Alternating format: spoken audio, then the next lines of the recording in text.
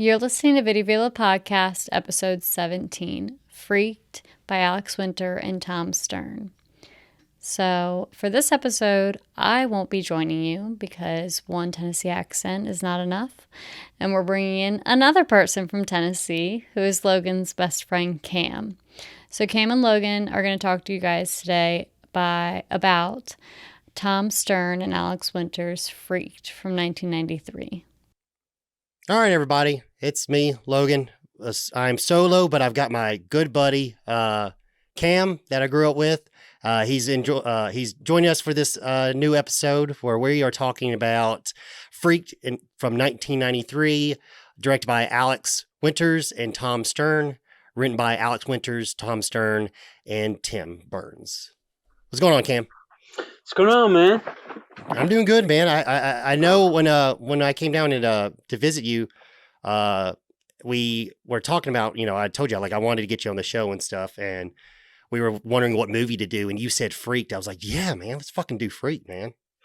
Yeah, this movie, I remember seeing it as a kid, and I saw, I think the part that I saw was with the kid. I was like, dude, what the fuck is this shit? I know. I saw this as a kid too, man. I was very confused because I don't know how. Well, I know how. I was at my babysitter's house, and I think it was a night. Sometimes we would stay the night there because she had teenage daughters and stuff like that. And she, I guess, saw the movie on TV, and it seemed very cartoony, and which is like, okay, I guess it's okay for Logan to watch this because I was 4 when I watched this the first time. And it's very it is very like I was telling you earlier, it is very Looney Tune-ish and stuff like that. Yeah. It's very slapstick. Well, and I think that's one of the things that's kind of interesting about it to me because when I watched it originally, I didn't watch all of it. I was like, this kid is annoying. I'm out of this. And I would say even going back and watching it again, that kid is the best actor in that movie because he is so fucking aggravating.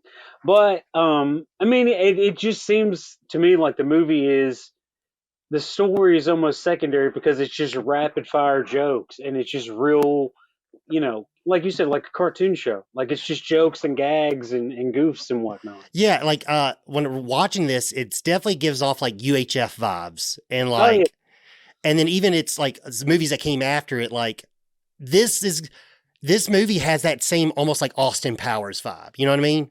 Yeah. Like that kind of joke after joke after joke, kind of and they're dumb humor, but there's still a storyline going on, and it's very physical humor and stuff. I would say because it sits kind of in that realm, like you were saying, it's UHF, and then even going back further, the Monty Python movies. Yeah, you're right. Airplane or Kentucky Fried Movie or even Naked Gun. The only thing I would say is that those movies, it's just this random absurdist humor and just stupid stuff that comes up. That's good. And then you still have the story to go along with it. This one, it's they had these ideas for some really stupid jokes that are funny. And I was like, well, how do we build a story around that? Yeah. It's crazy, when I was digging into it, because I remember this movie I remember it from being little, and then I never heard about it ever. I already saw it after that day that I saw it initially until I was at checkouts. I think maybe it might have been me and you and Will were there or something like that. And we were going through the movie section, and I found a DVD, and it was the I think the 2005 special edition release DVD, and it was the 2-disc version. I think it was $3 or some shit like that. And I grabbed it, and I was like, oh shit, this is that movie that I saw when I was little that Mandy showed me. This is that movie with the guy with the sock. And you know what I mean? I didn't know what it was. I had no idea what it was. And I just saw that one time, and I was like, oh shit, this is that movie. This is that movie. I was so excited because also I think in the same, obviously this was somebody's collection because in the same row there was Meet the Feebles.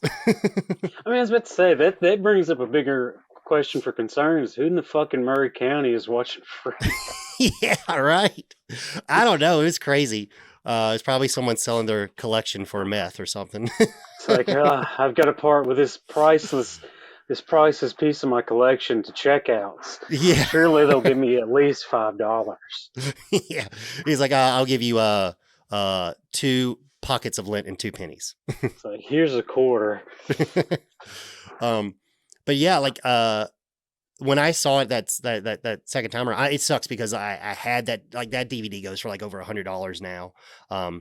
And my mom, she gave away all like whatever I didn't take when I moved out was because there were so many movies left over. I didn't grab everything because there's too many boxes, and I just assumed that one day I'd go back and get them. She gave it all to Goodwill, so someone at Goodwill found an awesome find.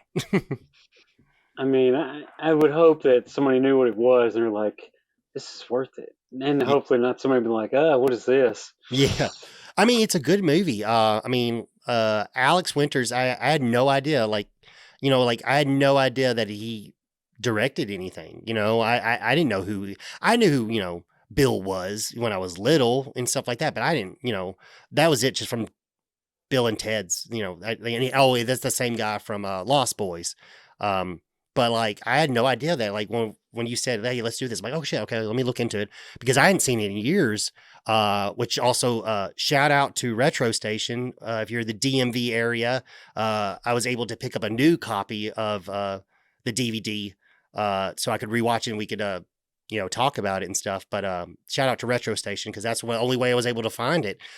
Chris, if you're in the area, DMV area, North Point Plaza Flea Market, there's a Retro Station, and it's run by a guy named Chris. Check him out. He's got a lot of rare stuff. He's got a lot of goodies. He knows the stuff what people want, and he pretty much always keeps it in hand and on stock and stuff like that. And if there's something that you want, I mean, 9 times out of 10, if it's a low key film and he can get his access to it, he'll go above and beyond for you. So if anyone's into trying to find this movie in the area, he's got it. But yeah, I was so shocked. I was like, after looking at the background and all this stuff, and like, like at one point in time, the movie was written with what was it, Gibby Haynes from the Butthole Surfers? Yeah, like apparently he wrote one of the original like scripts with Alex Winters. Yeah, so when I was going back, like just like what you said with Alex Winters, I was like, this guy's actually done a bunch. I mean, he's done a bunch of stuff mainly afterwards, but like especially like directing and producing. But like when I was reading that they were originally working on this idea with the Butthole Surfers, I was like, that's pretty cool. And Gibby's actually in the movie. Yeah, he's the guy who yells at Saki. He's like, it's a hand under a sock. Yeah, and I love Butthole Surfers. I mean, like, they've got some great songs. I mean, Butthole Surfers is good. They're good, man. But and a lot of their stuff is soundtrack in the movie too. I mean, especially when they're more tense spots, that's actually a Butthole Surfers song. Yeah, that I think is a ripoff of. I can't remember what riff it is, but it's a ripoff of some other riff that they were used to do all the time. So I was like, that's pretty cool. Well, yeah. So what happened was, when Joe, in the middle of production, like towards the end of production, Joe Roth was fired, and he by Rupert Murdoch, and Joe Roth was the original producer who got the film started up and running because he liked the idea of the movie, and then he was replaced by Peter Chernin. And Peter Chernin just thought the movie was way too fucking weird, and he was pissed off that they invested $12 million into it. So he was like, okay, well, we're making our money back. And they pulled the budget from the soundtrack. That's why there was never a real soundtrack released. And it's just like the Butthole Surfers and Idiot God and a little like Henry Rollins mixed in with a little bit of Idiot God. And like that was like I don't know. It's crazy to think that a movie was released without a soundtrack, and all your soundtrack, because they were going to have an Iggy Pop original song written for the movie to play in it. Now that was scrapped, and they couldn't even, they couldn't do that. It's crazy. And then also, like, I know we were talking about earlier, like how it just did not do well. Well, because they prevented it from being released nationally, and it was only released in like 2 theaters besides like the Canadian Film Festival, and it that's why it bombed so bad, because like they didn't let people see it. They took away the budget for like, newspapers and like TV and stuff like that. They took all that away. And Yeah, there's pretty much no marketing for it. no market at all. I mean, I can understand to some extent, like somebody coming in who's they want to make a return on this, and I'm like, boy, what the funk you doing with this shit? Yeah. And seeing it, but at the same time, like, you got to take some of those risks too. I mean, that's how you make things that people remember that are out of the box. I mean, well, yeah, this was the MTV generation, man. It was where like because this whole concept was started with, like it was started in the beginning before Idiot Box, like before Alex Winter started working on Idiot Box, which there's some callbacks to the movie, to Idiot Box if you watch it, but like, because that was like 91, and I believe the script started around in like 88 or whatever with the Butthole Surfers, because originally they were going to be in the movie, but then through some rewrites and stuff like that, and that's when like Tom Stern was brought in, because he worked on Idiot Box with Alex Winters, and he was brought in. They rewrote the script a couple of more times, and then basically it wasn't until after the success, and I guess it was successful from Idiot Box, but after Idiot Box kind of concluded, that's when they were finally like showing it around. That's when Joe Roth got his hands on it and was like, all right, I like this movie. It's weird. It's crazy. I mean, Alex Winter said that's the reason why Joe Roth got fired, because he was making too many weird movies and the studio didn't like it. And that's why he got fired. But that's just hearsay, you know what I mean? But, it's plausible. I mean, especially with Rupert Murdoch being your main boss. I mean, they want to get a return on that. And, who's to say if this would have gotten the actual marketing, if it would have gotten better? I mean, I think it deserved it. But at the same time, I can understand, like, them be like, what is this shit you're making? Well, that's the thing, is that the funny thing is, like, after they pulled the budget and stuff like that later in post, it's crazy because the movie doesn't seem like the budget was pulled, because it is a well-rounded movie. The special effects are amazing. Oh, yeah. And like even like the little bit of digital effects aren't even that bad. I mean, they're completely fine. But it's crazy to think that, like, that budget was pulled. But I mean, you can definitely see like they spent all that $12,000 on the practical effects. Like they really want to make sure this movie like looked good and gross, because the original feel of the movie was supposed to be very like a violent horror movie.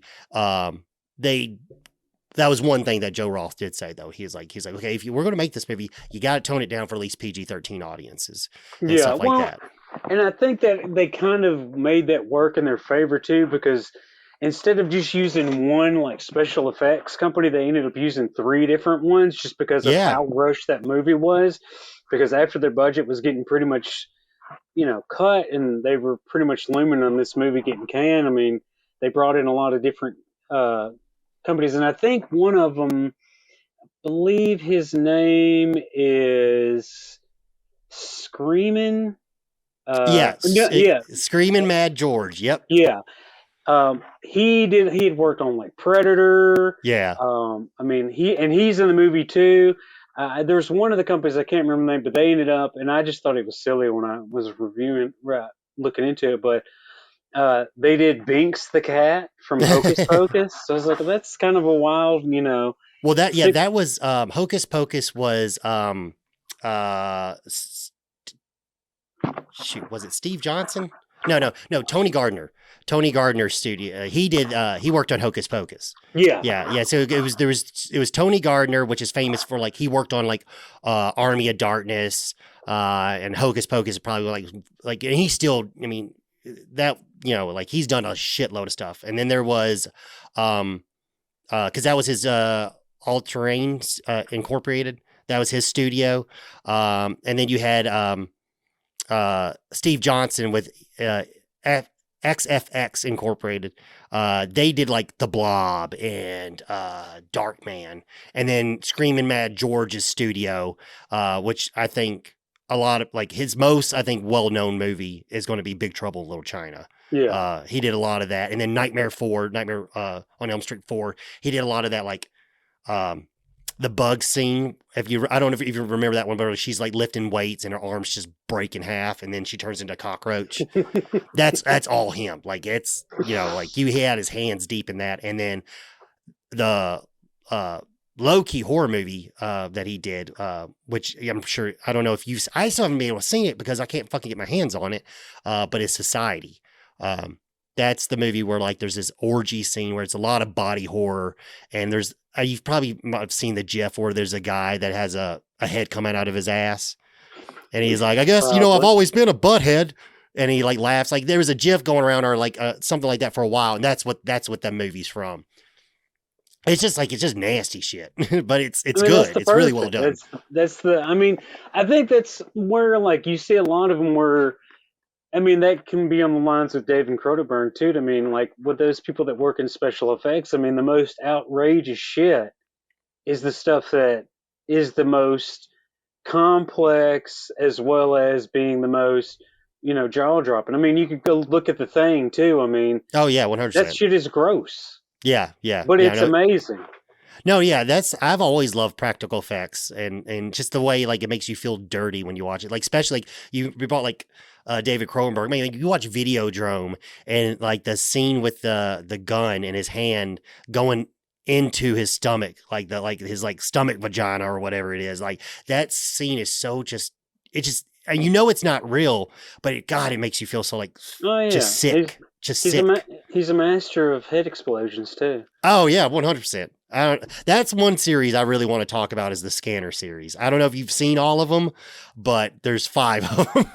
I think I've seen the first one, but it's been a while. But yeah, I'm not gonna lie, the first one I don't think is the best one, to be honest. Like it's ridiculous, but like the second one is awesome. Like the second one is a little bit more like faster paced than the first one. Because I like the first one a lot, but I can feel like it drags a little bit. It can be a little boring. It's a lot of like moments where just nobody's talking and you can hear the buzz of the mics and stuff. Just eerie, kind of, because his movies were kind of like that. But like that second one's great. If you ever get a chance, it's on Tubi, man. It's awesome. I have to check it out. Yeah. Oh no, it's great. It's really good. I actually like that one a lot. And you're talking about head explosions. There's some awesome head explosions in that one. See that's an advertisement right there. It's like watch somebody's fucking heads blowed up. But yeah, so we already talked about them losing their budget from the soundtrack and shit, and then they lost their entire marketing budget. No TV, no radio. There was a little bit of like stuff that I could find online. Like there was E did a little like 20-minute episode on it, and that's when it was underneath the original title Hideous Mutant Freaks, because that even they were still calling it that movie. That was another thing that Peter Cheering was like, no, we're not doing that title. Fuck that. You can call it Freaked, which apparently like no one really liked that. Like Alex Winter and Tom Stern were not a big fan of that. Yeah, I mean, even when you go and watch the movie, I mean, they could have done something like even just with, like one of the big tropes in the movie is how everything is misspelled, and they could have gone with like how it's spelled in the movie too. I mean, the original title is not that great. It's kind of, bland to some extent. I mean, what it's going to be, but I mean, there were better options they had. But Freaked is. I can see why that title was like, no, this is not really good. I mean, it really comes down to, from a lot of it is like once the studio really got into it, that's when a lot of this stuff started getting kind of nipped in the bud, and a lot of the things were getting kind of taken away from it, which sucks because I mean, it could have been. I mean, I think it deserves a bigger audience than what it has. Yeah, I think this movie should have made, and also I feel like it should have made a lot more money than it did. It didn't even make, I think, over $13,000. Yeah, it's. I mean, it's almost laughable when you see like the box office return on. It's like that didn't do shit. Yeah, yeah, and I like also I want to break. I also forgot to say, but when we do talk about the special effects, I want to go back to that real quick because I forgot to say that the claymation in it was done by another famous like horror special effects company. It was the Chiodos brothers. They were popular for like the Critters, and they did Killer Clowns from Outer Space, which some of those clowns were reused in Ernest Scared Stupid as the trolls and shit like Oh that. yeah, So that's right. I remember that. yeah, yeah. So like you had some big fucking heavy hitters in this movie that were really well done in the special effects community that got together to make this great, beautiful, practical effect movie. And it sucks the fact that it, like I said, it didn't make more than $13,000. At least that's what I read as far as, because it was only released in 2 fucking theaters. Yeah, and I mean, I can't think of what the home market is, but I imagine it can't be that much because I mean, there wasn't any advertising from it. Yeah, and it got good reviews. There was actually very reputable people that were saying like at the time it was funnier than anything that was on SNL at the time. And I mean, it was fun. Like this movie, regardless of like the fact, this movie is fucking funny. This movie, yeah, like this is like, I would like to, this movie and another movie comes to mind. 2 other movies come to mind that make me think like, okay, this is the kind of caliber. Like this movie's like Team America or like Kung Pao. Like yeah, this is that same kind of like ridiculous, stupid, funny, but it's stupid, but it's not like okay, we're not dumb. Like it is very well done, even though it's stupid humor. You have to be smart to make stupid humor good. You know what I mean? yeah. Because a lot of the jokes and references, I mean, now, to people now who aren't around our age wouldn't probably get them, like the "I like Ike" thing and everything. I Yeah, mean, yeah. those people are coming into that shit now. It's like, what the fuck does that mean? Yeah. But I mean, in like, it's pretty rapid fire. I mean, the first 5 to 10 minutes of it, there's not like a lot of jokes. I mean, there's jokes there, but like they build up the kind of the momentum to get into the park where the freaks are at. But once it hits that point, like it's just rapid fire. It's one joke after another, Yeah, and and it's good. It's good. It's yeah, well crafted jokes. I mean, some of them. I mean, you're gonna have some misses on there, but I mean, there's more hits than misses on it. And I Oh yeah, I mean, agree. yeah, a lot of it is very, juvenile, but shit, I think it's funny. I mean, the part where he's talking about taking a shit and it looks like Kim Basinger, and he's like, Yeah. "Oh, I've seen that." He's like, "No, she's naked." He's like, "Oh, I got to check this out." I mean, we're, we're it's talking about a shit. yeah, just he's talking about shit, and the dude's like, I don't care," but he's like, "Oh, it's a naked Kim Basinger turd," and he's like, "Oh shit, gotta get in there, take a good look at that one." Yeah. Oh shit. Oh, and it's funny because like obviously you could tell like there's parts of the movie that it's like you can tell the people that were making it they were very intelligent. Like there's part of the claymation section when they first turn into freaks, where they make homage to uh, Ray Harryhausen, the seventh voyage of Sinbad with the Cyclops and shit. Like Yeah, like these people knew their shit. Yes, just because it's dumb humor doesn't mean that these individuals aren't intelligent and they're not like I don't know. Like there's something. It's like I said. It's like an Austin Powers, man. Austin Powers, regardless, that movie's fucking funny. You can watch it now. You can watch 10 years from now. It's funny because the humor is stupid, but it works. yeah. It's just like you were saying earlier. It's like a beat. It's a momentum, and once it starts, it doesn't stop. Yeah, I mean, you don't have to be overly sophisticated to make a joke. I mean, you can set up something dumb as hell, like the whole Kim Basinger thing. I mean, it's a stupid, crass joke, but it's still funny because it's a reference to, it makes topical references for the time being, I guess. I mean, you can Yeah, go even further into the movie with like, let me see, what was another one? I mean, most people, I guess, he plays old man with camera who's just yeah. hollering and shit. But I mean, it's a nod to him too. I mean, it's funny. I mean, again, most people nowadays will be like, "Who the fuck is this old man?" But it's Calvert DeFrost, who is hilarious. But and he plays old man with camera. Uh, talking loudly very well. Yeah. That's another thing is which is it's gotten more popular now because of the internet. But yeah, like Keanu Reeves is the dog boy in the entire movie, and he's not even credited in the credits. Oh yeah, dude. And It's that's it's funny that he's in there, and then like it kind of makes sense that they use body doubles for him and some of the other people that we'll get into. yeah, Because and it kind of lines it perfectly. And I imagine they wrote his character around probably his schedule, yeah, being probably I that wouldn't the doubt it. dog boy is introduced, and within like 5 minutes of being introduced, he's gone. Yeah. I mean, Um. after the romantic angle with him and Julie, he fucked her, right? Yeah.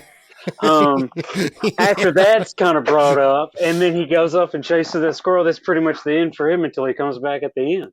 Yeah. Oh man, it's all right. All right. So, is there any other things you want to say about it before we start getting into it? No, let's Okay. jump right in. Yeah. So we get basically we get this cool like very like 90s MTV claymation intro, which is really cool. You get and the song was by Henry Rollins and Blind Idiot Box, which is it's cool because like it's weird. Shit. Did you look it up? I couldn't remember. Like, I don't remember. I don't think it was. I don't think it was uh, Gibby Hayes that wrote a lot of the songs. I think it was the guitarist. I don't remember. I don't know if it was like Peter or something like that. But I looked up a lot of the music and all the music because they didn't have a soundtrack. It was people either Tom Stern or like the guy from Butthole Surfers literally wrote the songs for the movie. Yeah. I mean, I think that was pretty much it because after their soundtrack pretty much got nicked. I mean, and you can listen to a lot of it too, like in the movie, like where it's not like actual like songs and stuff like that. Like it sounds like movie music from like the Yeah, 90s. yeah, yeah. But we would get this beautiful scene of like the claymation, and it plays "Freaked" basically is the song, and it just kind of sets you up for like the kind of movie. Like, it's like okay, this movie is going to be like an outrageous movie, and it kind of sets you up. And then we open into the Sky Daily Show, which is she is basically something has happened that we don't know has happened yet, and she's interviewing the actor Ricky Coogan, and they're going over a past incident that happened to him. And if you wanted to, if there's anything you want to say about it, but like, Yeah, the only thing that I really want to say was that I was kind of surprised when I was watching it, and it was Brooke Shields. I was like, damn, her career was on the downfall at this point because she was pretty much good, and then now she's playing a talk show host. oh, dude, fucking Blue Lagoon, man. Like Yeah, that was fucking a big deal when that came out, man. yeah, and I Like, was like, what the fuck? I mean, I guess she didn't get big again until she married the tennis player. mhm. But I was like, damn, that's Brooke Shields. Why is she in this movie? Yeah, and it's funny because like the references that they go over, she's talking to him, and he's like, and it's funny because like it's kind of like it's like Alex Winters is playing a mockery of himself a little bit of this like this actor that got really popular off a TV show and then a movie, and the movie was called Ghost Dudes. And the show was called Baker's Dozen, but the Ghost Dudes, and he was like, they're like, you had everyone saying, "Boo, dude," and it's like goes back to like the Bill and Ted stuff, like excellent. Um, Oh which is yeah, it's just funny when me and Becca met we met Alex Winters at the last Monster Mania, and I got a freaked autograph for him. And that's what he wrote on. He said, "Boo, dude." I mean, it's pretty cool. Like, and I think that's kind of goes into the character he plays because it's this very overly exaggerated, like pompous, like character for the first part of the movie, and then to some extent into the middle. But it's like very overacted. Yeah, Very, I mean, I think that was purposeful, and I think that also has to do with the fact that the original idea was based off of something along the lines of Beach Blanket Bingo, which is like one of the old, like kind of a B movie at the time hmm, with like Frankie Avalon and stuff like that. So it's going to be like over exaggerated yeah, acting or people who just couldn't act, and that's the best they could do. So I think that's him going like really full force on it. And I think Ernie and Julie kind of go along with that too. When they're introduced as well, they're Oh yeah, very Ernie over definitely exaggerated. 100%. Yeah. Yeah. Yeah, and it's funny because like and there's also points in the movie when we get to it later when he gets in the car, after like when they're heading to like the freak show that they don't know they're heading towards. But I get like almost notes of like Hunter West Thompson. Where he's Yeah, sitting in I the back with mean, a cigarette and the yeah, glasses. I'm like, I feel like there's a lot of fear and loathing happening right now. yeah. I I don't mean, even know it's if that starting to movie get. was filmed then. I don't remember when that movie came out, to be honest. I mean, I don't think it was around that time, but I mean, the book had been out, and Hunter S. Thompson was still kind of was a Oh pretty yeah. big character, anyways, at that point in time, anyways. But yeah, so we get into that scene where we kind of sets it up. Okay, now we're gonna go like we're gonna take a trip back memory lane because a company has basically confronted Ricky Coogan on being their spokesman because they're getting spokesperson or whatever because they're getting a lot of bad publicity from what's happening with their name and stuff, which goes into the next scene where we actually meet the EES corporation, which is everything. What is Except it? shoes. Everything except shoes. Yeah. And we get this like we get this like kind of like, oh, we're gonna pay you a bunch of money scene. We're gonna pay you a bunch of money if you can be our spokesperson. And they're like, but like, hey, hold on a second. I got 20. This I got 24 shit. I've been hearing really bad things about that. I heard it's lethal. And he's like, you can't even buy it in the U.S. And he's like, No, son, it's all right. yeah. He's like, he was like, you can't buy in U.S. or South America or some shit like that. And he's like, well, okay, hold on a second. I hear what you're saying here. All right, Mr. Coogan. But how's about $2 million? And he's about to say yes, and then they're just like, no, don't worry. I already know what you're gonna say. How about $5 million? And that's when you get the like look where it's just like, oh my god, that's so fucking cheesy. Oh yeah, dude. And that scene too. I mean, I think everybody in that scene is it's very over dramatized, and also the fact that the man from Santa Flan, which is the patron saint of desserts, is going smaller and smaller to the point where he eventually becomes not only Deep Roy, which was a great little cameo by him, yeah. but yeah, it's like that's like one of the first hints at like the very absurdist humor in the movie, which I love a lot. Yeah, where he just keeps like keeps on something I can't remember what his name was, but he keeps on calling him by it's like Juan Ramirez or whatever, or like Julio or something. He's like, my name's Jonathan Buckley, or just some regular ass name, and he just Oh is like, it's Jorge Ramirez. He's like, yeah, no, I'm Jose Garcias. And he's like, all right, Jorge Ramirez or whatever. But yeah, it's that kind of like sets you up to like what we're getting into, and then basically in a nutshell, Ricky he accepts the offer, takes the $5 million. He's going to start to head his way to Santa Flan, and this is when we get on the airplane and we meet Ernie for the first time. Which, oh my god, he's this character. Like the way they introduce, it's just like, okay, this guy's a fucking annoying. oh yeah, dude. Like, and I think I mean, he's playing that role as the side man or whatever, and Yeah. he does a good job. I mean, he's not as good as being annoying as that kid, but I mean, Oh he's yeah, up the there. kid. Yeah, yeah. The kid was like, apparently, like they were trying to make it adamant, to make sure that people knew that kid's ears were not actually that big. Apparently, he got a lot of issues after the movie came out because people thought that was how big his ears really were. And there was like a commentary or something like that on the DVD special features that was like, I think it was like Alex Winter saying like he's like we can assure you that the actor so and so his ears are not that big. He doesn't really look like that, guys. Chill. But yeah, so we meet Ernie, and he's basically coming out of the bathroom with like a fucking fake hand coming out of his crotch, and he's like, "What is that?" He's like, "It was like a pimple," and I started scratching it, and it grew, and it's like, "Oh my god, it's fucking gross."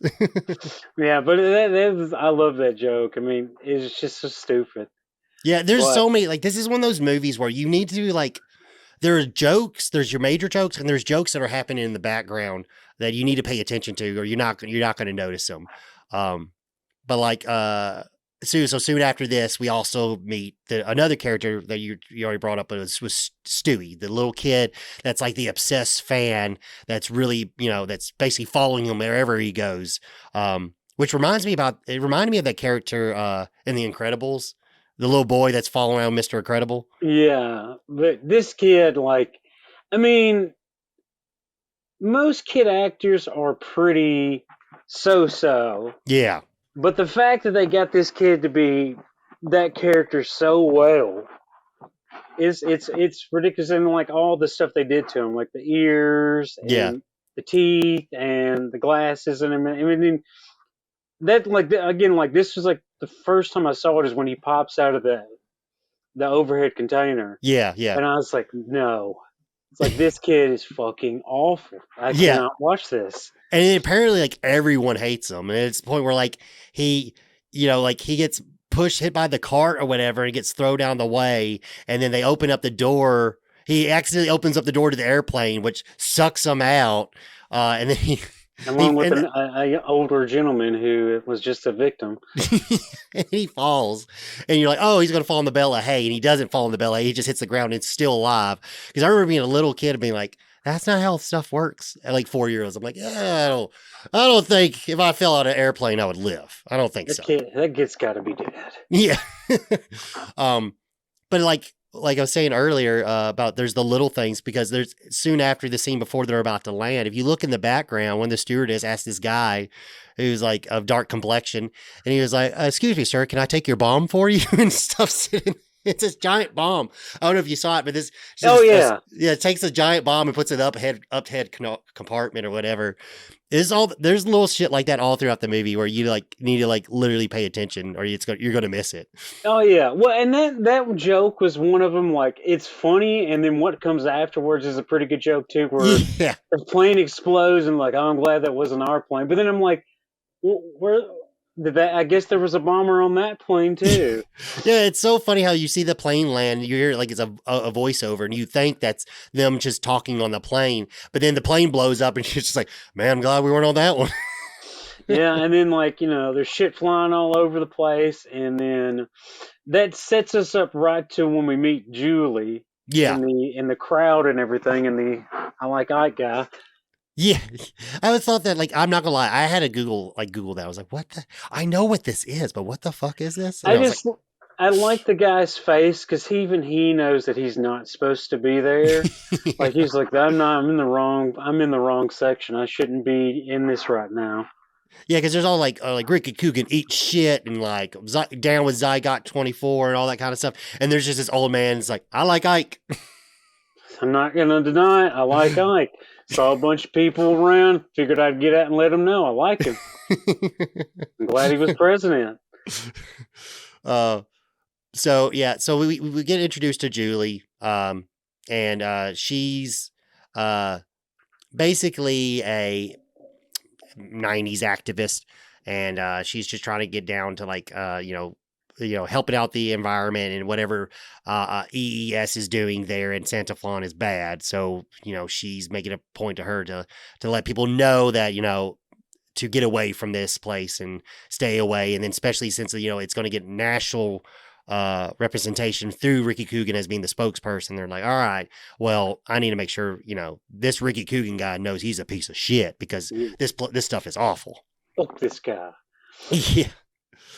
And she plays that archetypical character as well, just like Ernie does. And I think just like with Ricky, it's overly acted. She does play that role very well, because, and later on when she becomes a love interest too, but she plays the role because she's very, it's very cliche, stereotypical, and she nails it every time. No, it's good. No, she's her acting's actually not that bad into the movie. It's I think once Alex Winters becomes the monster or whatever. Once Richie Coogan becomes the monster, I think it like that is like more tolerable because it is playing like a weird creature, and the dumb acting and dumb way he's acting is more perceptible at that point. It doesn't feel as cartoony because he's being a creature, so you're already accepting that fact that Yeah. it's like kind of cheesy. But that makes it funnier. You know what I mean? It helps with the delivery of the jokes. But yeah, so after this, we're going to work our way. Now we're working our way down to EES because, you can tell Ricky has the hots for Julie, and he's trying to seduce her or whatever, and it's not working because she thinks he's a scumbag. We get a funny joke where they make reference to because Christian Slater was, I guess, hot at the time or whatever, and where he's like, well, he's no Christian Slater. He's like, Christian Slater, I could act circles around him or whatever. And then that's when she finds out it is the guy who's bandaged up is Ricky Coogan and stuff like that. And then he just blows everything out the door through that. And so she's agreed to go with him because he basically let her think that they're going to EAS to protest. And she's okay. Well, I'm going to come with you because I want to give them some of my mind or whatever. And on that way, we see roadside attractions for this kind of freak show. And so they decide to take a detour and check it out. And that's when we get our introduction to Elijah Scuggs' world of Freakland or what. I think it's Freakland is the first name of it or whatever. Yeah, I don't misspelled completely. Yeah, just like with everything else in the movie. But I think Randy Quaid is awesome in this movie. I think he does a great job. He's very much a cartoon villain. Yes, yes. And I mean, later on in the movie, most of my favorite jokes come directly from him. Oh, 100%. He nails it. And it's it's watching some back behind the scenes videos from it. I was very shocked to see that I don't know. I haven't really seen a lot of behind. He's so funny, and you think he's like a jokey around funny kind of guy, but watching these back behind the scenes, like he seems like a very actually serious kind of guy. Yeah, dude. He wants to be that. He's serious about his craft so much that he charges people $100 to sign his name. Oh God, dude, that broke my heart, man. I texted you that when he was there. I was like, oh shit, Randy Quaid's here, and I wanted to go meet him, and I walked up, and they were just sitting there. I was like, all right, can I get I'd like to get him to sign this and sign this in a picture. Like, oh, you want a combo? So that's 160. I'm like, what was? Can you repeat that? 160 or is it 60? Well, you want an autograph and a photo, right? I'm like, yeah. She's like, so it's $100 for the autograph, and then it's $60 for the selfie. I'm like, but and here's the sad thing. I don't mean to sound mean, but I'm just being honest because that's what I saw. I was the only person in his line, man. There was nobody there. Nobody. Yeah. You should have just said you were with the Census Bureau and he had to get his signature on something. It's like, either not, he's going to go and they're going to send him a lawsuit. Like, I'm a government employee. He's got to sign this. He's got to take a picture with me. But yeah, no, he does. This movie's so great. So, okay, so they show up and they're checking out the freak show, and then all of a sudden Elijah Scuggs comes out and he's like talking to him, and he's like, look at this, this thing that I've built, where we have all these kind of wonderful things of the world and stuff, and how they're like, I don't remember if he's like, they're not mutants, or like he calls them like different names, but he's like, he never refers to them as like, I think he never refers to them as a freak. I can't remember. He's like, they're not weird. Yeah. And then that's when like Julie opens up her mouth and starts talking. And that's when he was like, y'all saying I'm weird and these people are weird. Have you checked out the shit that she says out of her mouth? Yeah, I mean, he does such a good job, and it's such a good introduction to that character. And then, he fucking tricks him into going into his private shed, which, if I ever met anybody like that, and they were like, hey, man, I run a freak show. Let me show you something in my private shed. I'm like, no. No, I'm going to pass. I'm going to pass. You sure? Why would I? Yeah, I'm not going into a stranger shed who looks like that, who has a freak show in their house.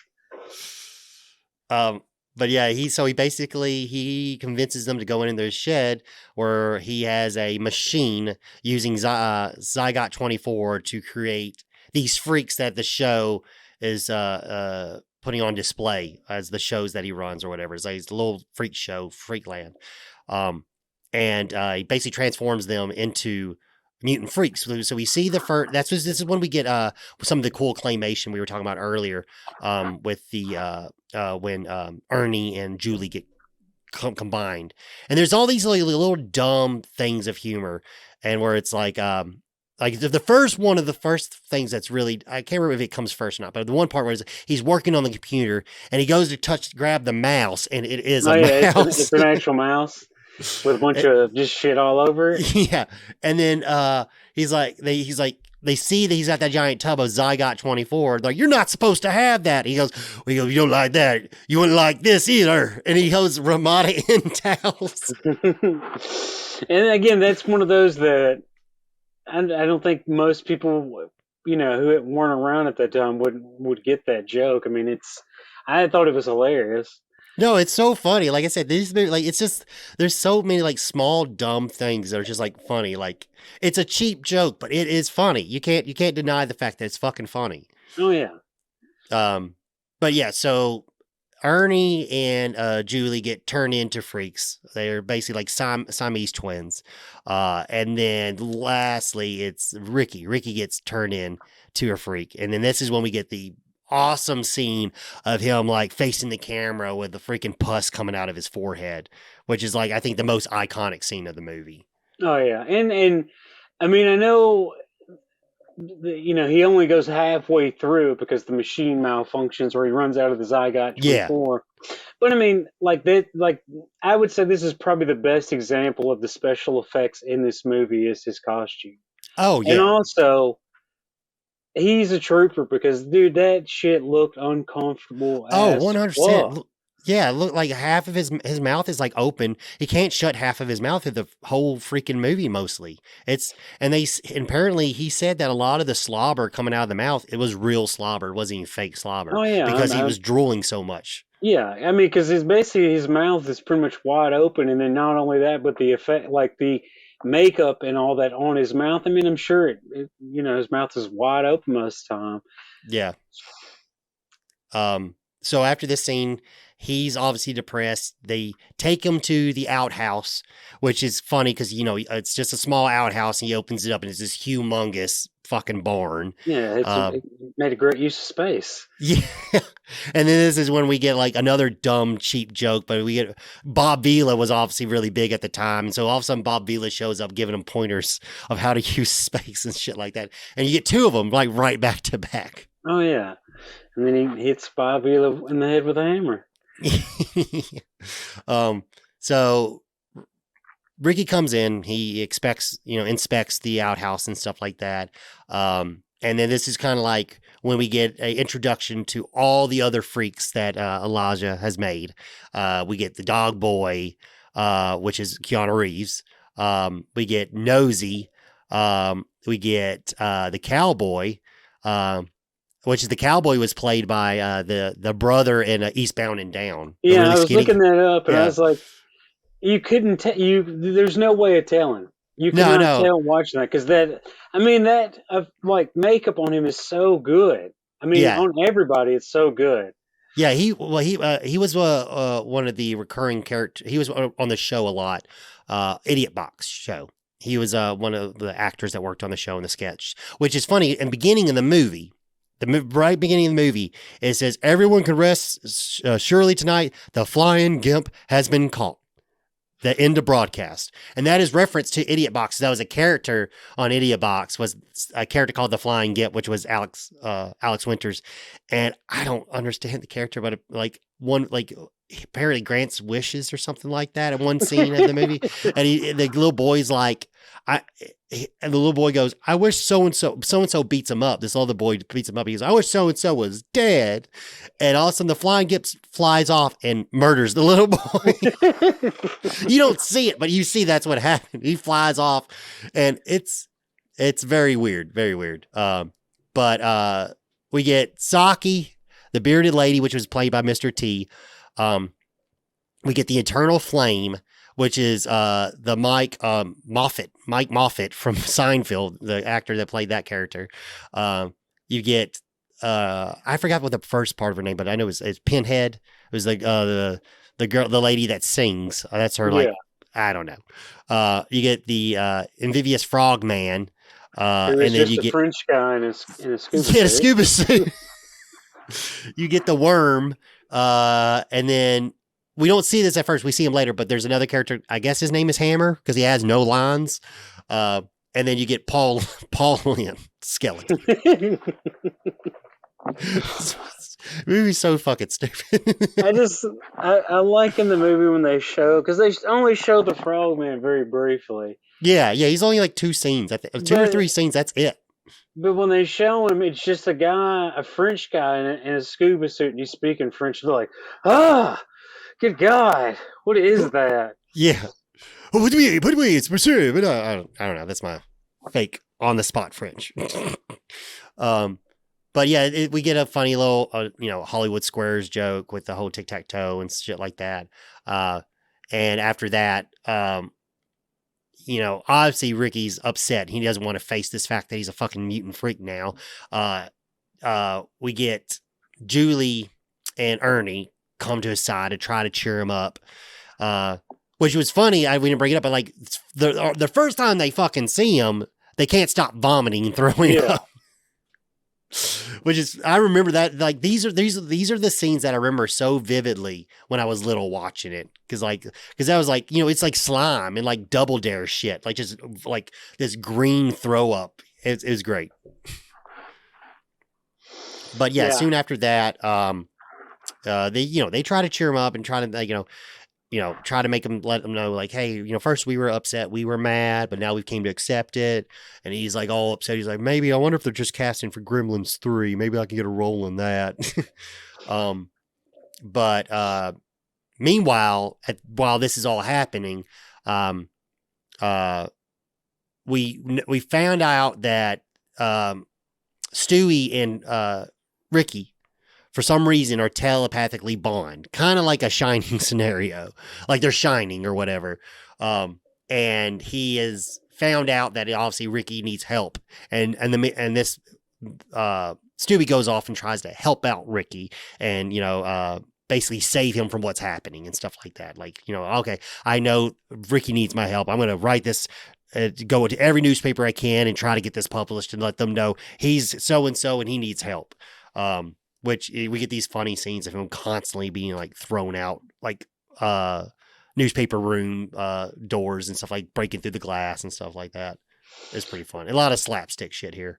Oh yeah, and right before that is when they're all some of the mutants come out, and some of the freaks come out, and they go over their backstories about what happened. Like, Worm was, a guy who researched worms and got turned into a worm. Saki's is my favorite because it's Bobcat. And Bobcat fucking Goldblum. He just goes, I'm just not very good at telling stories. And, Mr. T's is really good too, because he just talks about how he was a confused man and, didn't know what was going on. And he just comes up to Randy Quaid, and Randy Quaid's like, hey, you'd probably be better off without a dick. And he goes to like, they hit him, but then he accepts it and then becomes happier. And then he's like, you get to keep the beard. You get to keep the beard. He's like, okay. And then the best one is the hammer. Oh my God, you tell this one, because this is one of the best scenes of the fucking movie. So basically, it's just there's a hammer laying on the ground, and it does the flashback like everybody else's, and then it's just a video of a wrench that Randy Quaid picks up from the store. And then he turns it into a freak, which is a hammer. And then when it comes back, everybody else is crying like, "God, that was rough, guys." Oh, that scene is so fun. It's so funny. I laugh every time I see it. Oh my god, it's so freaking funny. Oh, I watched the movie like 3 times preparing for this and stuff like that. And like every freaking time, I know it's coming. I still laugh. Oh yeah, I mean that spot right there, because I mean it's just that, like, at that point is when the jokes start coming more rapid fire, and Yeah, like it's just that those ones. I mean, like the worms one is pretty good, and then the fact that Saki's is just Bobcat Goldman, and he's just like, I'm not very good at telling stories, yeah, which is his kind of character throughout the entire thing. Whenever there's any point where he has to give a speech or anything, he's just not very good at it, and never does it. And then yeah. Mr. T's, which is a very positive note, and then the hammer, which is the most tragic of all. Oh, so after this, we kind of like, okay, all right. So we reintroduce all the characters and stuff like that. And the story's building up. It's like, okay, well now we're going to figure out what the freak show actually does. So we get a first introduction to like what the show what the show is and stuff like that. What happens in the show? What we get we get the Eternal Flame who's like goes to guess people's weights and he just farts the numbers into Yeah, a that's one of my favorite scenes. It's like I think it's 137, and then everybody's just like 1, 2. yeah. Oh, and then for some reason there's a guy fucking making out with a goat in the back. I Yeah, don't fucking understand that. that's the heavy petting zoo, dude. It's heavy petting. Oh, and then so we get a little bit of like backstory of not backstory, sorry, we get a little behind the scenes, if you will, of the freak show. And obviously Ricky doesn't want to do it. He's upset with it. And he's like, the worm guy's like, he's like, what's wrong, Ricky? He's like, I don't know. I don't think I can do this. He's like, I too did have eating disorder. It's like, Yeah, not what he was talking about. Huge sprawling story that ends up with him asking him to wipe his ass, because since he's a worm, he can't do that anymore. Yeah, he's like, he gets to the end of it. He's like, after telling him this whole story, he goes, well, really put things into perspective. If I can ever do anything, let me know. He's like, could you wipe my ass? He was like, oh, you're so funny, worm. And he's like, and he like low key really wants him to wipe Yeah, his he can't reach his ass. He needs somebody to help him. So then we go through the whole freaks. You get the pinhead screams into the microphone. Nosy, for some god reason, dresses up as a fucking gorilla and dances. I have no idea what I have no idea why that is. Ernie and Julie have a little comedy number. The bearded lady gives beauty advice, Which is the best scene. So yeah. just go out there and have fun. Is pretty much the message that Mr. T gives you when it comes to beauty tips. You just go out there and try it. Yeah. Just have fun with it. Just have fun with it. I can't remember. Does the cowboy do anything? I can't remember. The cowboy doesn't do anything, but Saki's my favorite in this movie. Yeah. You can tell the Saki part. Tell the Saki part. So basically, he's up there singing some song about Schnitzel with bells and whatnot. Yeah. And people haven't seen it. Basically, it is a man's body with a tube sock and googly eyes on top of it for the head. And so he gets there and he's bowing, and the tube sock gets hung on the microphone, and everybody in the crowd's like, what the fuck? There's a hand under there? And Gibby Haynes is the guy who screams it out, and everybody loses shit. And Randy Quaid's like, puppeteering is a noble profession. Give them their crimes. But that's like when the unrest starts to happen. Yeah. And they were like, we want Beast Boy now. Yeah. So Ricky shows up, and basically the worm has to convince him, like, hey, you're an actor. You know what I mean? Like, take pride in what you are now. Like it was like a role. And he goes to do they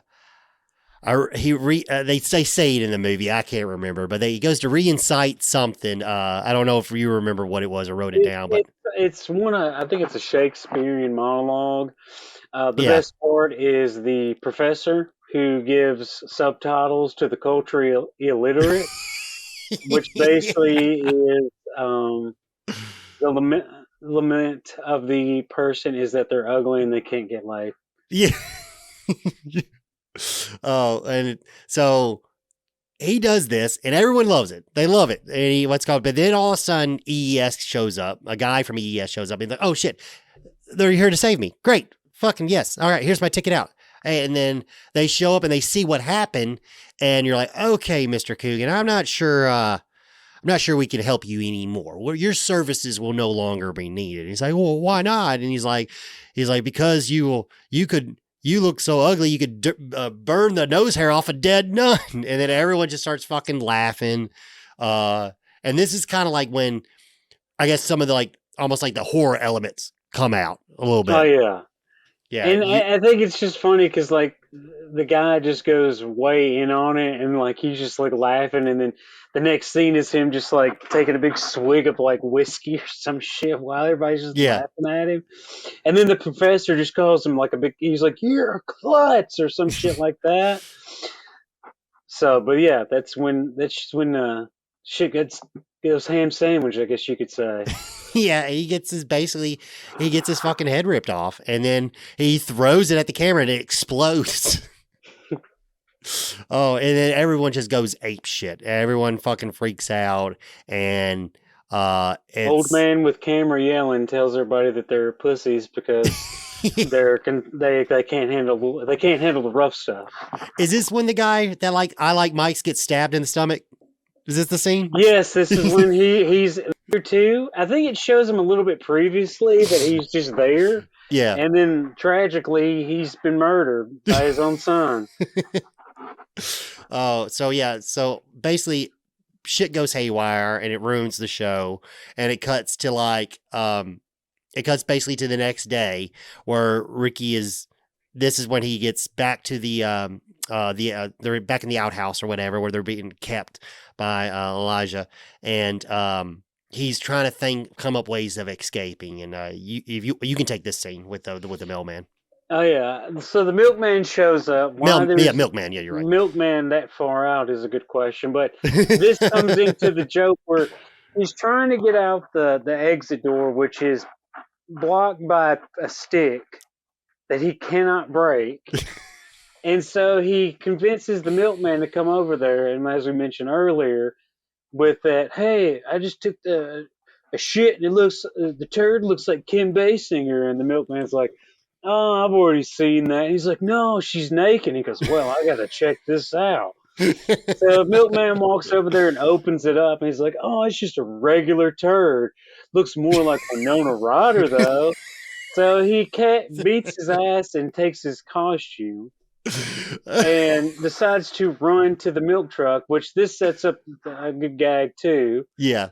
So he runs to the milk truck. It's locked. So he's like, fuck.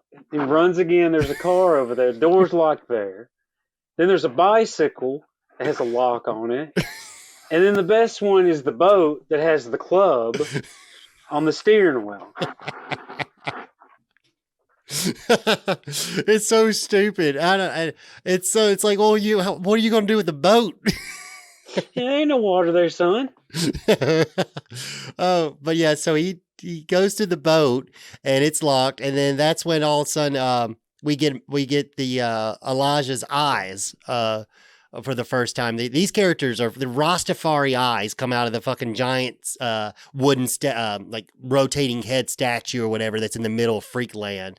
And one of the machine gun toting Rastafari eyes, and one of them even has a big fat joint in the other hand. Yeah, eye and eye, man. Oh, and I do know this was I do know Screaming Mad George. He did the eyes. I know that. Because there's some parts at the end of the movie in the credits. I know he worked on these characters, because I was trying to hone down to who did what, and it was kind of hard to find. But that's what I did know. I know he did this, and the Chios brothers did the claymation. I do know that's the two things I do know who worked on what. I mean, I would say, besides Ricky's monster, the eyes are very impressive. Yeah, very. Especially with, I guess you would say the iris of it moves. because Yeah. that's how they Yeah. talk. And I'm just like, I was watching, it's like, how? If, I mean, I don't work in special effects. I don't know any of that shit. But sometimes you can kind of look at me like, oh, maybe they did this, but then it's like, there's no way. And I mean, there's CGI wasn't up to the point where they could do that stuff, so that's Yeah. real. So it's like, how did they do that? That's That's why like, it's so good, because it's yeah, practical, man. And like looking into how like looking at how people do practical effects, it's crazy how much work goes into a shitty practical effect. yeah, To then turn around and think of how much work to make a good practical effect. That's the crazy part. Like people could have spent 3 days on making a shitty monster for a B budget horror movie. And then to find out like it looks awful on screen, but and realize like that took you 3 days to make that, or maybe a week to make that. And then you see something as beautiful as this movie. It's like, oh my God, well, how long did it fucking take y'all to make this? Or is it just the fact that like there's fucking 3 entire companies working at one time to make all this shit? That's why it was so great, because you had the best people in the moment, or the more modern best people at the moment working on this shit. yeah. And I mean, like, and you can kind of see that a lot with kind of the different styles, which I think kind of works in the favor of the movie. The fact that there was 3 different companies that were doing the effects for this, like. But sometimes, like with some movies, you can kind of see, like, I guess you could say, like, the overarching, like, trademark of whoever's doing that. Like, I mean, a good example would be The Thing. Like, that was one production company that was making these special effects because all those things are so similar. I Mm-hmm. mean, they might be different mutations of it, but they all had the same kind of thing. But with this one, like, like Cowboy, like, he's completely different than, the eyes, which are completely Mm-hmm. different than, some of the other things that come in later on, like the monsters and whatnot. So, I Yeah. mean, I think it really worked in their favor. I mean, granted, it was due to the fact of constraints of the time, but I think it was a win nonetheless. Yeah, yeah, I agree. And so then after that, um, we basically they capture Ricky, bring him inside to talk to Elijah, and Elijah basically explains to him his big plan that he's going to try to turn him into some kind of super freak, and he's going to murder and kill all the other freaks, and that he wants him to join. His major circus and work for his freak show, work for them, and so he lets them go after telling his plan, like, hey, we're going to do this. You with me, or you're going to be with me or against me or whatever. And so he goes to go back to the outhouse, and that's when he sees everybody else dressed up as fucking milkmen. Yeah, and the best part to me is when him and Dog Boy are squaring off, and Randy Quaid looks like out the window. He goes, a lot of milkmen out there. He's like, makes sense why they're fighting over the territory, though. Yeah. And this scene, if you look, what the funny part of the scene, if you look, Mr. T is holding the hammer Yeah, with the a milk hammer's. Yeah, he's with a dressed milk up too. yeah, with a milkman outfit on the fucking hammer. Oh, that was like one part when I saw that, I was like, I just died laughing. Oh yeah, that's Um, that. I love that little part because it's if you don't pay close enough attention, you're not going to see it because. no, But the fact that he's got a little hat on, he's got little arms and all that yeah, shit, and then Dog Boy gets distracted by the squirrel, and that's pretty much the end of him for the rest of the movie until the yeah, very end. yeah. So he tries to basically explain to them, like, listen here, uh, if you keep on going, you're going to be murdered by these giant eyes or whatever. And then the eyes come out and they chase Dog Boy. And they were like, oh shit, Ricky was telling the truth. So then they go back to the outhouse, and Ricky has established himself as the new leader of the freaks, and he's going to come up with a plan to save them all, which is another great funny scene where we basically get to the point where like Ricky tries to come up with a plan, but before he can say anything, they basically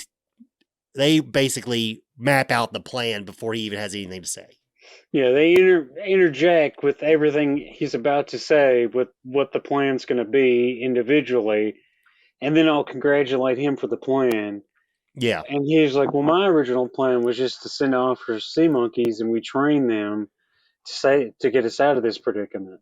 Yeah, I don't know if you paid attention, but during the plan scene where they're going back, 'cause each character talks about a part of the plan, and they're like, "Yes, that's right, Ricky." Even though Ricky hasn't said anything, they're like, "That's right, we should do this." Yeah, Oh, yeah, no.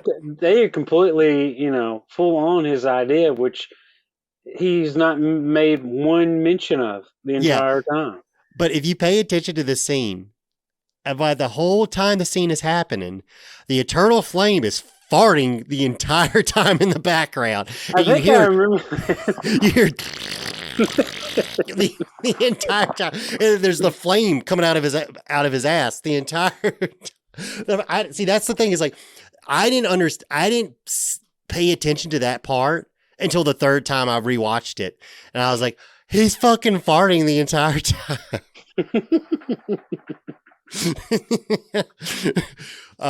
But so, like you said, it's not Ricky's plan, but they're going to go with it. It's a better plan.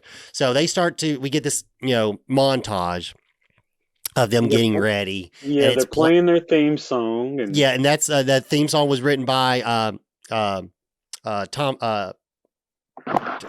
Burns. I think Tim Burns. Tim Burns wrote the theme song, where it's like an 80s metal ballad or whatever. And you get like dumb things like Pinhead. You see her like nailing something, and then you pulls away. She's just nailing her hand to a board using the hammer.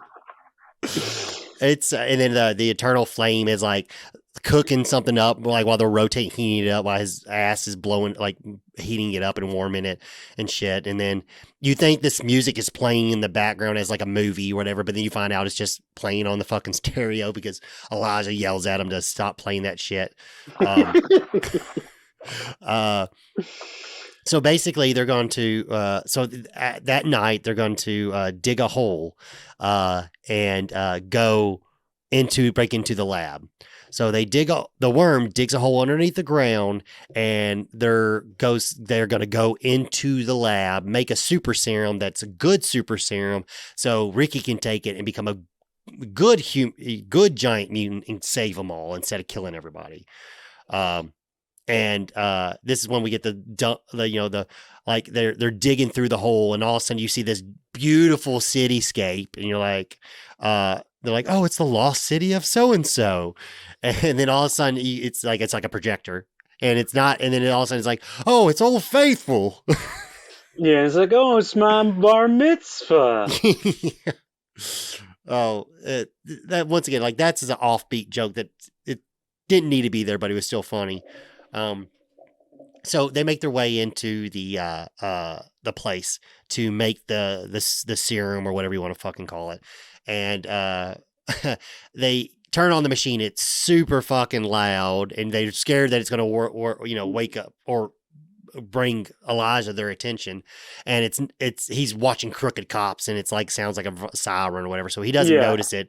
And this is my favorite joke in the entire movie. Oh yeah, you go ahead. You tell. And also, I noticed it when I was watching it.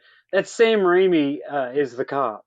Oh, that's Sam Raimi? Yeah, I read that he was in the movie, but I couldn't remember where he was in it. I don't remember seeing him. Yeah, so they start up the machine, and it's loud as shit, and sirens and whatnot, but Randy Quaid's watching a cop show with Sam Raimi as the cop, so he doesn't notice it. And Ricky's just like, whoa, that was pretty close. Let's not do this again. And then moves his hand and knocks over a styrofoam cup. Best part of the movie. Cup hits the floor. Randy Quaid, startled, turns around. Styrofoam cup. And that gets him. He's got to get out and go investigate what's going on. Yeah, keep on going. So there, and then this also goes with the worm talking about the system. He's like, oh my God, it's so complex. And then he sees the computer screen, and it's basically just like crown drawings of all the mutants and which one to pick them as. And so they're making the serum, and it's slow. And then they see that the door handle is moving. And it's going really slow, and it's really a tense moment, but they get through just in time.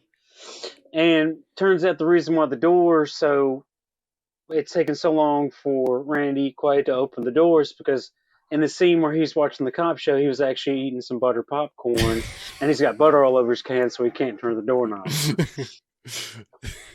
But yeah, they get it just in time, and then everybody gets down there, and added tension, the tunnel is actually starting to collapse, so they have to get in there. And right before Randy Quaid gets into the building, Ricky, who has the serum, fucking butterfingers it, and the shit goes rolling down there, Yeah. and he just runs back without it.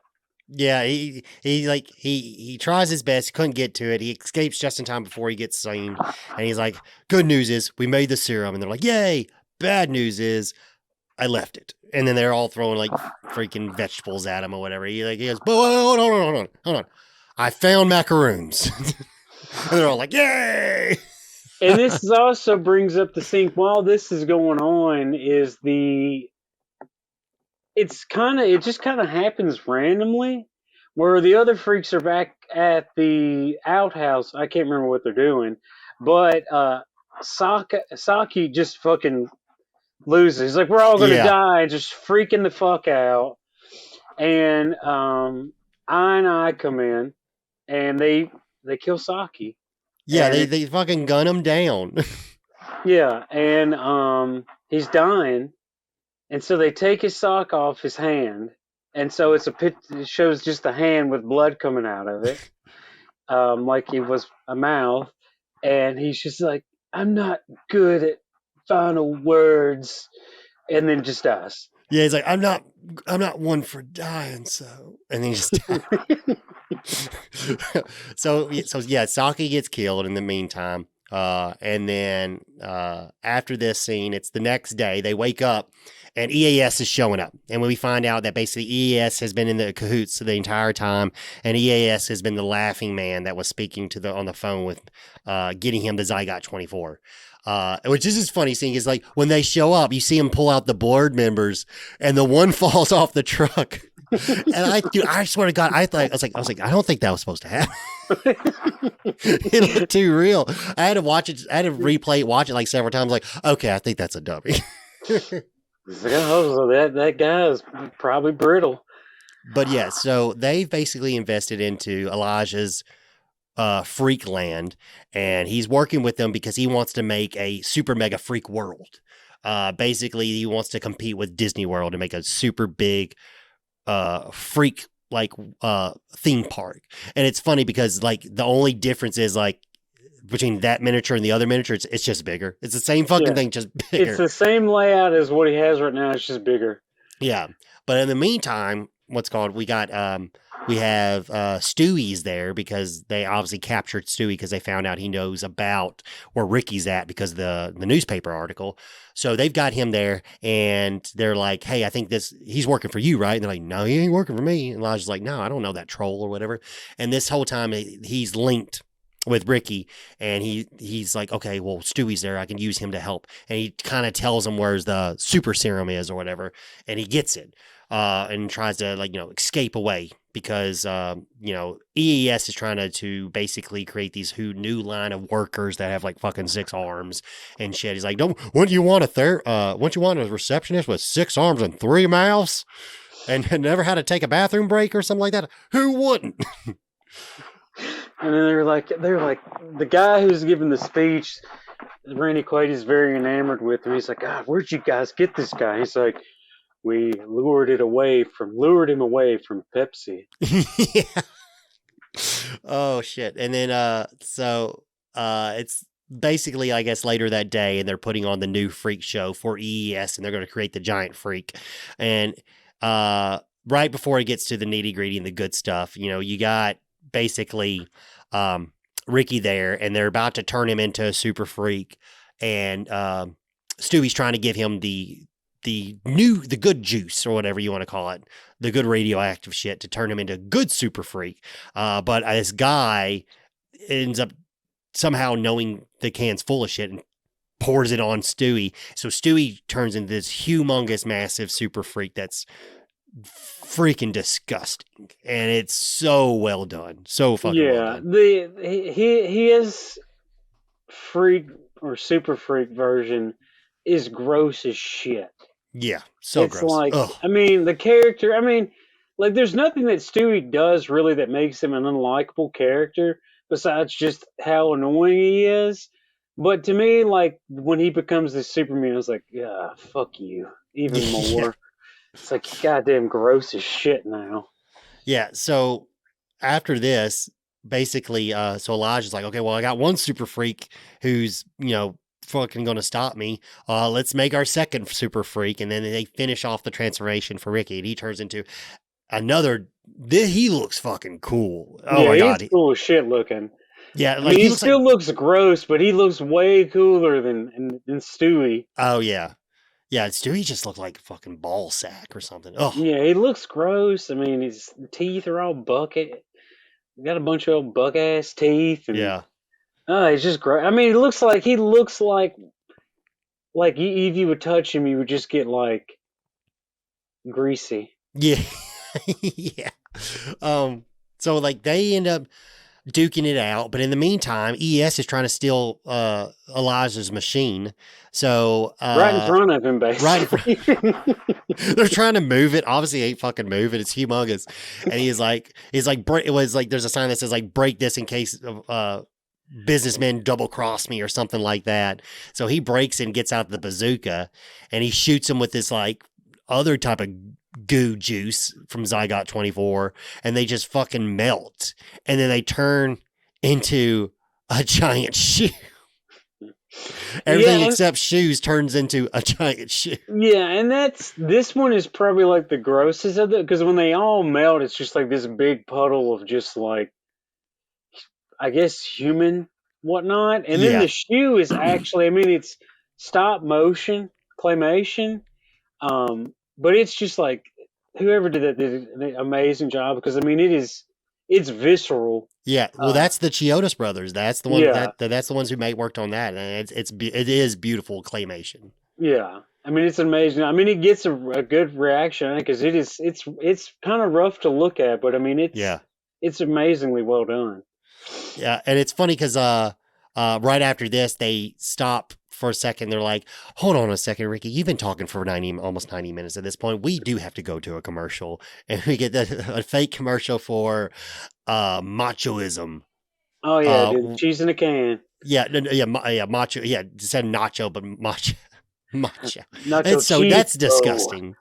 That when he crushes the can and the cheese just oozes, that's disgusting too. I don't know why, but it is. But anywho, so they're fighting and stuff like that, and it cuts back. And it's funny thing is, so when he says that, when Brooke Shields says that, Sky Daily, when she says that, you've been talking about 90 minutes now, whatever. We need to take a commercial break. When she says that, apparently there was the reason why it says 90 minutes at this point, and the movie's not even 90 minutes long, it's because they had to take out 11 minutes of the movie. So that's why the math doesn't add up at that point, because it would have added up if they got to continue that 11 minutes. But the movie was 119 minutes long. With that 11 minutes, it would have been 90 minutes long. Yeah.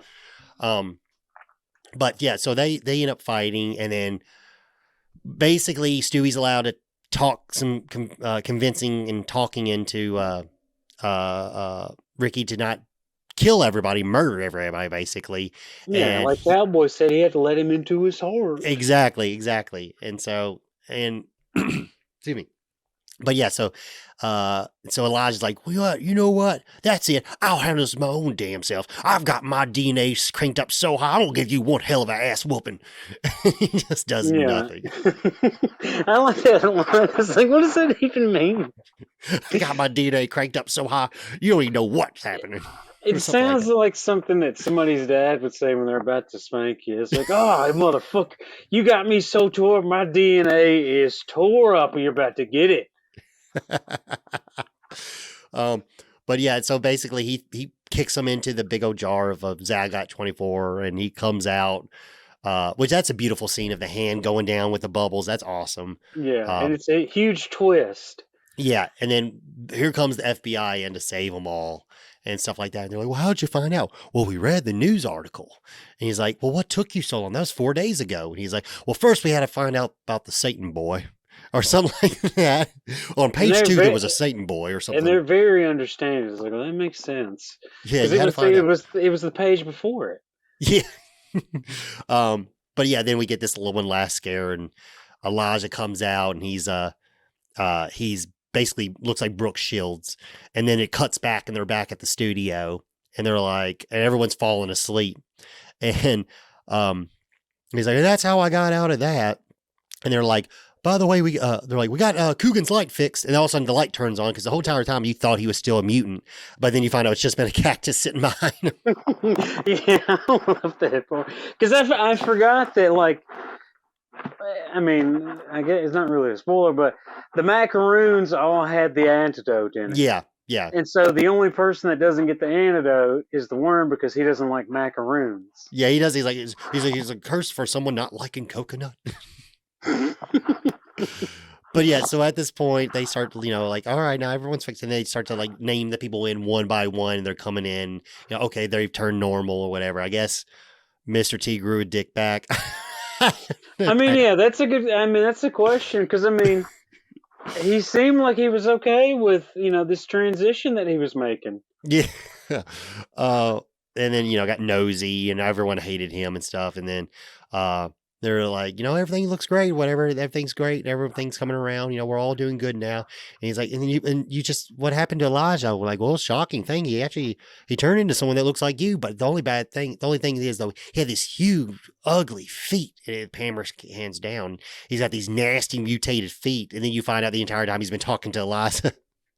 Yeah, that's one of my favorite, and also, too, the Frogman comes out, and he's still just a Frenchman, but he's not in a scuba suit anymore. Yeah. Oh shit! And then so then Elijah basically gets gunned down by Julie, and then he's he lays down. You think he's dead, and then he comes back up again, and then so here comes out Ernie, and then Ernie shoots him, and then he falls back down, and then Stewie shows back up after that. And the funny thing is, so apparently, I don't know if you wondered, but like when Stewie showed, did you notice he was like carrying trash bags with him? Did you notice that? No, I didn't. Yeah, he has trash bags in his hands full of stuff and doesn't explain it. Well, apparently part of that 11 minutes came out. Apparently Stewie becomes a serial killer and goes on a killing rampage, killing people. And that was body parts in those trash bags. That was probably one of the scenes that was cut by the studio. Like, okay, this is too much. It's like this child we can't allow him to be a murderer. Oh, but yeah, basically the movie ends without it, needless to say, and you get one little last scare or whatever, and then he goes into the credits and stuff like that. So, all around, great movie. Yeah, I mean, I think it deserves to be seen. I mean, again, a lot of the jokes in it are very topical. I don't think there's really anything that's very offensive about the movie.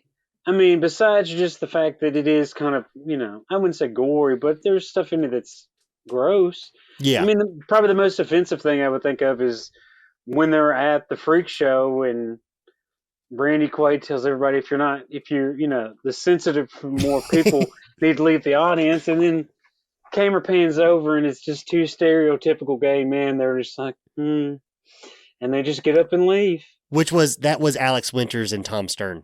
Yeah.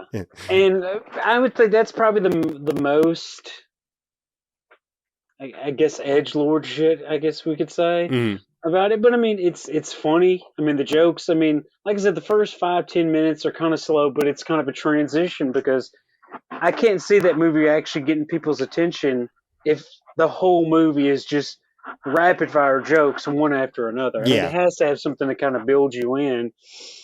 And then once you're in there and you kind of realize that the movie is just going to be goofy the entire time, I mean, it kind of works out that way. Yeah, no, this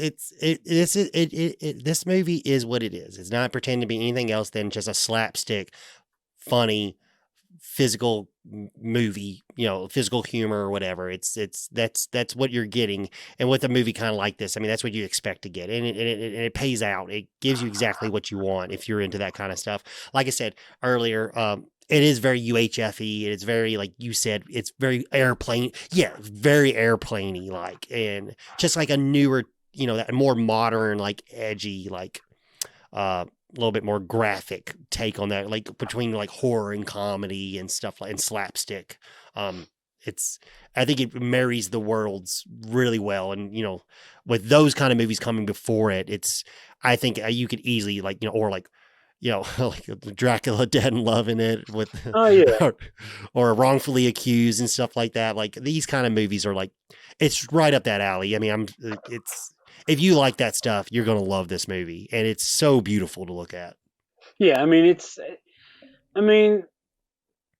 I just think it's just a fun movie to watch. I mean, it's stupid. You don't really have to go in expecting a lot out of it because it's just, it's just juvenile humor, but very well done. And then also like, aesthetically, I mean, there's not many movies that have near as enough talent in regards to special effects. I mean, that should be Yeah. one of the biggest things about this is that the fact that the effects are just still to this day. I mean, amazing. I mean, it's 100%. ridiculous how well those graphics look today. I mean, even still, like watching it now. I mean, that movie is what 30? 93. So yeah, 20 Yeah, years old. yeah. So, I mean, it's ridiculous. I mean, I wish more movies got a chance. Oh, 30 Wilder years old. thing. Shit. I did my math wrong. I Yeah, was fucking 30 years old. I wish more movies got the chance to kind of do things like that. And I think that movie is always going to be kind of a cult hit. I don't think it was ever going to Oh, yeah. be amazing, but I think it deserved more than what it got. No, yeah. I really like this movie. It sucks the fact that like you have to go to the like, like I was so lucky that Retro Station had a copy of it because I'm sorry, I didn't want to spend the outrageous prices, rebuy. It sucks when you like there's nothing worse than knowing the fact that you have to rebuy something you already owned. There's nothing worse than that feeling like, oh man, I have to rebuy this. And then it's like, oh shit, it's $100 on eBay. But I was able to get a copy of it, like a new DVD copy of it from Retro Station. And I was so glad because I knew he had it. I was just hoping that he had a copy left because it's still kind of a little bit harder to come from because I think mine's it is a Australian release, but it's a region-free Australian DVD. So it's A, B, and C. You can play it anywhere, Yeah, or and whatever. Well, A, yeah, B, and C. Sorry, that's a Bluray, but it is a region-free. It's all region. yeah, and I did not get a copy of it, and I'm not going to say how I watched But that's another thing is it's this movie's hard to watch. It's hard to find it. Yeah, I It mean, sucks.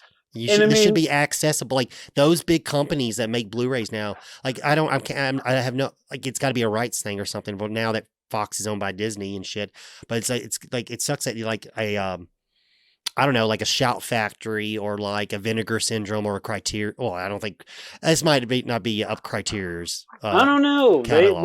They've pulled a couple of wild things that you would Oh not yeah, expect.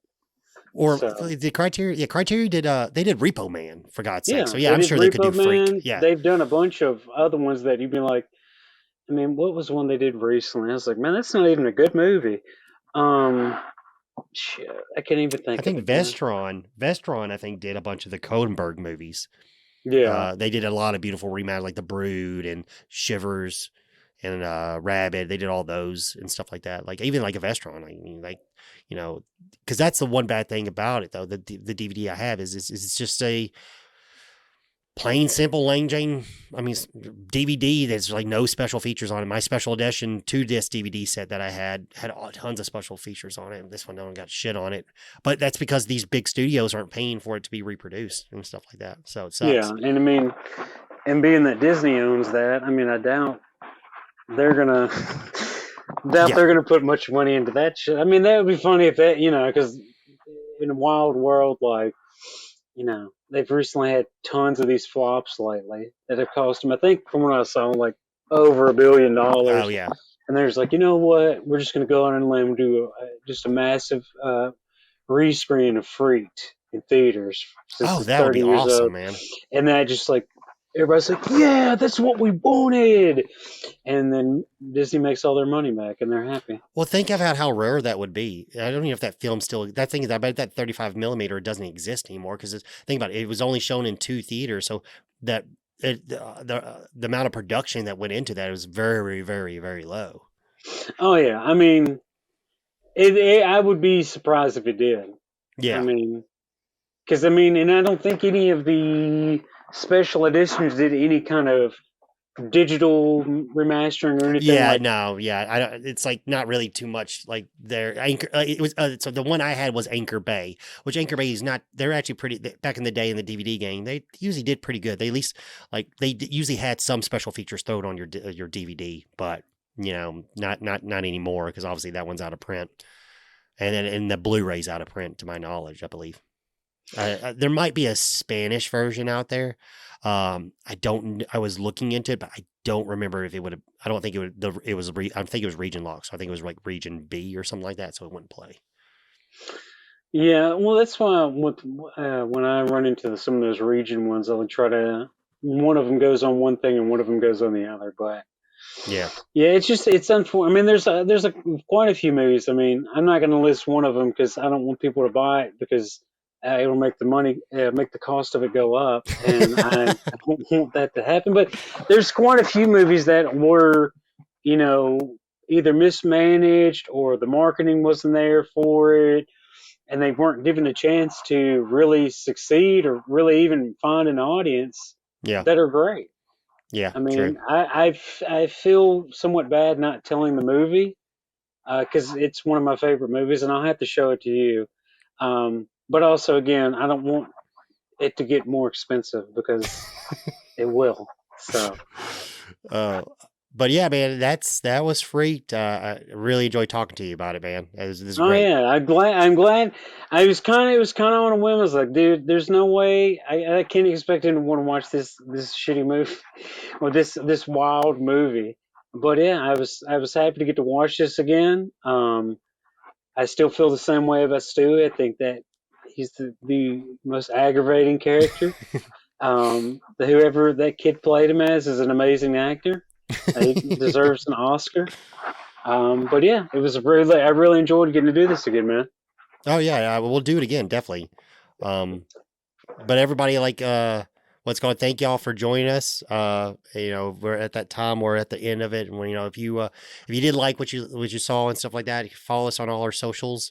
I plan to get more with Cameron in the soon, because these are kind of movies I like. Becca's not really going to be interested in stuff like that, and maybe we can talk about some more like horror movies because those aren't really up her alley. But thank y'all for joining us. Like I said, like, share, and subscribe if you can. It would greatly appreciate it. If you are looking on any type of audio device for as like audio version listeners, please give us a 5-star review if you can. I greatly appreciate that because that'll help us with reaching more people and creating this nice little group of community that we're trying to build and talking about nostalgic stuff and making everybody feel good and stuff. So, yeah, that's great. I really enjoyed this, Cam. Thanks for coming on. Oh no, glad to be here, man. Thank you for having me. Thanks, man. Thank you. All right. Bye, y'all.